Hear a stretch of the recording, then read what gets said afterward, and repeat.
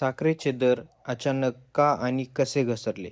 सरकारने यामागे कोणती पावले उचलल्यामुळे हे दर अचानक घसरल्याची बातमी समोर आली? मित्रांनो, गणेशोत्सव अवघ्या काही दिवसांवर येऊन ठेपला आहे. घराघरात मोदक, लाडू आणि वेगवेगळ्या गोड पदार्थांची तयारी सुरू झाली आहे. मात्र याच काळात साखरेच्या वाढलेल्या दरांनी सर्वसामान्यांच्या चिंतेत मोठी भर टाकली आहे. काही दिवसापूर्वीपर्यंत साधारण ₹50 प्रति किलोच्या आसपास मिळणारी साखर अचानक 65 ते 70 ते ₹80 पर्यंत पोहोचली. म्हणजेच अवघ्या काही आठवड्यात किलोमागे जवळपास 20 ते ₹25 वाढ झाली. गणेशोत्सवासारख्या मोठ्या सण तोंडावर असताना साखरेच्या दरात या वाढीचा थेट परिणाम घरगुती बजेटवर होणार होता. पण आता चित्र अचानक बदललं. साखरेच्या दरात घसरण सुरू झाली असून काही ठिकाणी किरकोळ बाजारातील दर पुन्हा ₹55 च्या आसपास आल्याचं दिसत आहे. त्यामुळे प्रश्न असा आहे, की एवढ्या वेगाने साखरेचे दर वाढले तरी का? आणि आता अचानक कमी झाले तरी कसं? यामागे सर्वात महत्त्वाची भूमिका आहे ती केंद्र सरकारच्या निर्णयाची. साखरेच्या वाढत्या किमतीवर नियंत्रण ठेवण्यासाठी सरकारकडून बाजारातील साखरेचा पुरवठा वाढवण्यासाठी भर देण्यात आला.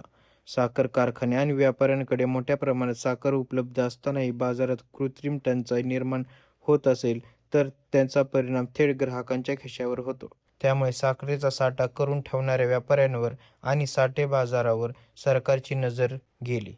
उपलब्ध साठा, विक्री आणि बाजारातील पुरवठ्यावर लक्ष ठेवण्याची प्रक्रिया अधिक कडक करण्यात आली. दरम्यान, सणासुदीच्या काळात साखरेची मागणी वाढणार असल्यामुळे सरकारने बाजारात पुरेसा पुरवठा राहील याची काळजी घेतली. पुरवठा वाढला आणि साठेबाजीवर दबाव आला, की बाजारातील दर आपोआप खाली येण्यास सुरुवात होते. याचाच परिणाम आता साखरेच्या किमतीवर दिसून येत असल्याचं चित्र आहे. म्हणजेच काही दिवसापूर्वी 67 ते ₹70 पर्यंत पोहोचलेली साखर आता पुन्हा ₹55 च्या आसपास येताना दिसत आहे. त्यामुळे गणेशोत्सवाच्या तोंडावर मोदक, लाडू आणि इतर गोड पदार्थ बनवणाऱ्या कुटुंबांना काहीसा दिलासा मिळण्याची शक्यता आहे.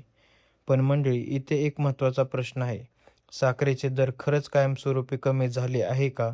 की सणासुदीच्या काळात सरकारच्या हस्तक्षेपामुळे आणि वाढलेल्या पुरवठ्यामुळे ही तात्पुरती घसरण आहे? कारण साखरेच्या दरात केवळ सरकारचे निर्णय नाही, तर ऊस उत्पादन, साखर कारखान्यांचा साठा, मागणी, पुरवठा आणि बाजारातील उपस्थित अशा अनेक गोष्टींचा परिणाम होत असतो. त्यामुळे पुढील काही दिवसात साखरेचे दर पुन्हा वाढतात की ₹55 च्या आसपास स्थिर राहतात याकडे सर्वसामान्यांचे लक्ष लागलेलं आहे. आता गणेशोत्सवाच्या तोंडावर साखरेच्या दरात आलेली ही घसरण सर्वसामान्यांसाठी किती दिलासादायक ठरेल हे पाहणे महत्त्वाचे ठरणार आहे. धन्यवाद.